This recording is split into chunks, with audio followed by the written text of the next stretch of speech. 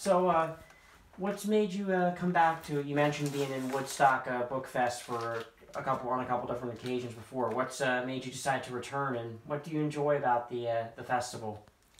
Well, I was invited by Martha Frankel to return, and I was very flattered to be asked, and thrilled to be doing it again. It's a great festival. I mean, people really come, which is not always the case with literary events. And I did an event there with my memoir that I wrote about 4 years ago, with maybe 2 or 3 other memoirists, including Martha, and it was very well attended, very engaged audience, people really sort of interested in the books, and just a very happy atmosphere, an interesting atmosphere. And how does it feel for an author to be able to, engage with their audience? I can't imagine that, the normal relationship between the author and their audience is lets you have that close of an engagement. Exactly.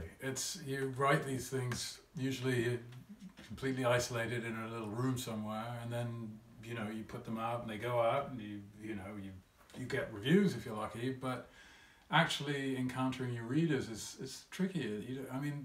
This is where you do it, at readings and at festivals, and it's a fascinating experience, because you don't really have, I don't particularly have an image of the kind of person who would read my books, so it's very interesting when you meet them. And what surprises have you discovered about yourself or about your books or your readers at the book fest? I don't know if I can point to any one particular thing, but it is just surprising that everybody who comes to these things, either having read your book or just having listened to you read from it or talk about it,